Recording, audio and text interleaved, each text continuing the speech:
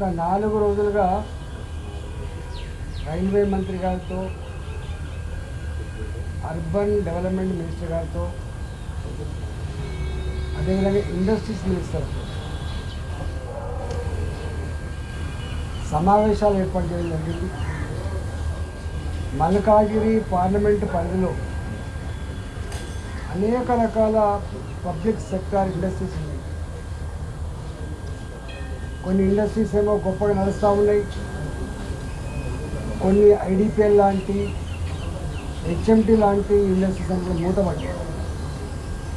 ఈరోజు ఇండస్ట్రీస్ మధ్య కలుసుకొని మల్కాజిగిరి పార్లమెంటు పరిధిలో ఉంటున్న ఇండస్ట్రీస్ ఏవైతే ఉన్నాయో నడుస్తున్న వాటిని మరింత గొప్పగా నడిపే ప్రయత్నం చేయాలని, ఏ ఇండస్ట్రీస్ అయితే మూతపడ్డాయో ఆ ఇండస్ట్రీస్ జాగలో, ఆ ఇండస్ట్రీస్ దగ్గర కొత్త ఇండస్ట్రీస్ రూపకల్పన చేసి కొత్త ఇండస్ట్రీస్ నెలకొల్పి వేలాది మంది, లక్షలాది మంది నిరుద్యోగులకి ఉపాధి కల్పించే చర్య చేపట్టాలని, ఇవాళ ఇండస్ట్రీస్ మూతపడంగానే బిజినెస్మెంట్ కింద అమ్ముకునే ప్రయత్నం చేయొద్దని, చాలా కాస్ట్లీ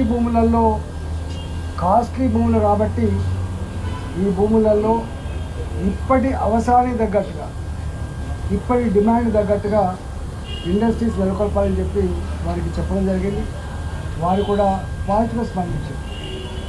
మల్కాజిగిరి పార్లమెంట్ పరిధిలో జీడిమెట్ల ఇండస్ట్రియల్ ఎస్టేట్స్ కానీ, చెర్లపల్లి ఇండస్ట్రియల్ ఎస్టేట్ కానీ, ఉప్పల్ ఇండస్ట్రియల్ ఎస్టేట్, ఆచార్యం ఇండస్ట్రియల్ ఎస్టేట్ కానీ అనేక రకాల ఇండస్ట్రీస్ నిలయం ఇవాళ మల్కాజిగిరి పార్లమెంట్ కాబట్టి ఆ సాంప్రదాయాన్ని, ఆ ఒరవడిని ఇవాళ మరింత గొప్ప కొనసాగించాలంటే ప్రభుత్వ పరంగా కనుక ప్రోత్సాహం ఉంటే ఇవాళ గొప్పగా ఎదిగేటువంటి ఆస్కారం ఉంటుంది.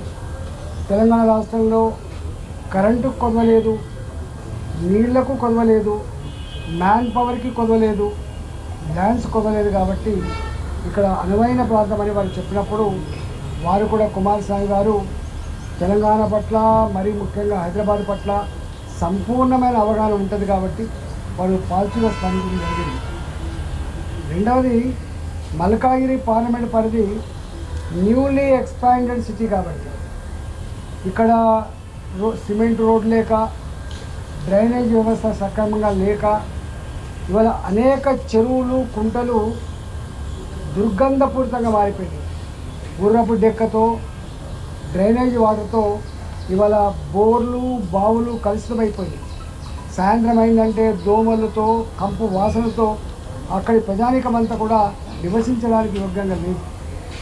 ఇవాళ మేము ఎన్నికల సందర్భంగా తిరుగుతున్నప్పుడు వారు మా దృష్టికి తీసుకొచ్చిన అంశాలు ఏవైతున్నాయో, 1 రోడ్ల వ్యవస్థ, 2 డ్రైనేజ్ వ్యవస్థ, 3 తాగు నీళ్ల పైప్ లైన్ల వ్యవస్థ, 4 డ్రైనేజీ లింక్ కలిపే వ్యవస్థ, 5వది చెరువులలో ఈ డ్రైనేజీ వాటర్ రాకుండా, ఈ మురికి వాటర్ రాకుండా ఈ డ్రైనేజ్ వ్యవస్థను డైవర్ట్ చేసే వ్యవస్థ, ఉన్న చెరువులను నీట్గా చేసుకునే వ్యవస్థ, ఆ చెరువులని ఒక ఆహ్లాదకరమైనటువంటి మంచి సేంద్రియ కేంద్రంగా తీర్చిదిద్దేటువంటి ప్రయత్నం.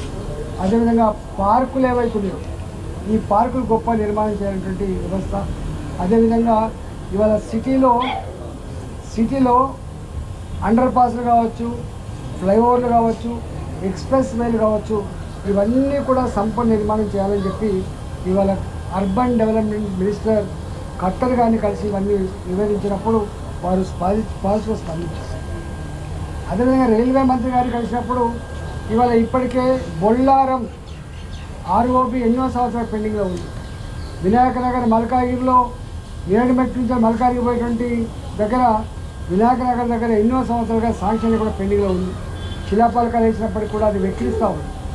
అదేవిధంగా నేరేడుమెట్లో అండర్ పాస్ కానీ, ఇవాళ వెంకటాపురం నుంచి లయోలా కాలేజీ వరకు ఉండేటువంటి అల్వాల్ ప్రాంతంలో ఒక ఆర్ఓబి కానీ, అదేవిధంగా ఇవాళ ఎంఎంటీఎస్ రైల్వే లైన్ వేసిన తర్వాత నేరేడుమెట్ ప్రాంతంలో, అల్వాల్ ప్రాంతంలో రైల్వే స్టేషన్ నిర్మాణం చేసి అక్కడి ప్రాంత ప్రజానికానికి ట్రాన్స్పోర్ట్ సౌకర్యం కల్పించే విషయంలో ఇలాంటి అనేక విషయాల పట్ల కూడా వారితో చర్చించడం.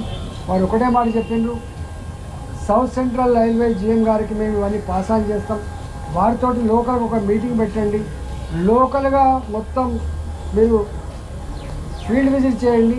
ఫీల్డ్ విజిట్ చేసిన తర్వాత ఎక్కడెక్కడ ఏ అవసరాలు ఉంటాయో ఆ అవసరాలన్నీ కూడా తీర్చే జిమ్మేదారి మాది ఉంటుందని చెప్పి వారు క్లియర్గా చెప్పడం జరిగింది. అదేవిధంగా గడ్కరీ గారిని కలిసి ఇవాళ హైదరాబాద్లో కొంపల్లి వైపు కానీ, రేపు నిర్మాణం కాబోయేటువంటి శామరిపేట వైపు కానీ, నిర్మాణం అవుతున్నటువంటి ఉప్పల వైపు కానీ, నిర్మాణం అవుతున్న ఎల్బీ నగర్ ఫ్లైఓవర్లు కానీ, ఇవన్నిటి విషయంలో హైదరాబాద్ నగరంలో డెన్సిటీ పాపులేషన్ ఎక్కువ ఉన్నటువంటి ప్రాంతాలలో, బిజినెస్ గొప్పగా నడిచే ప్రాంతాలలో ఇవాళ మీరు అండర్ పాస్లు కట్టి, గోడలు కట్టి మట్టి నింపడం వల్ల పార్కింగ్ ప్లేస్ కానీ, లైవ్లీవుడ్ కానీ ఎక్కడ ఉపయోగం ఉండే ఆస్కారం లేదు. కాబట్టి నగరం అందం కూడా చెడిపోయే ఆస్కారం ఉంటుంది కాబట్టి అని చెప్పి వారికి సూచన చేసినప్పుడు వారు ఆర్ఓబిట్ ఎక్స్ప్రెస్ హైవేలు బ్రిడ్జెస్ రూపంలో నిర్మాణం చేస్తున్నటువంటి హామీలో బాగానే ఇవాళ ఎల్బీ నగర్ సైడు ఇంకొక 125 కోట్ల రూపాయలు అదనంగా ఇచ్చి ఇవాళ ఎక్స్ప్రెస్ వే నిర్మాణం చేయడానికి కూడా ఒప్పుకోవడం జరిగింది.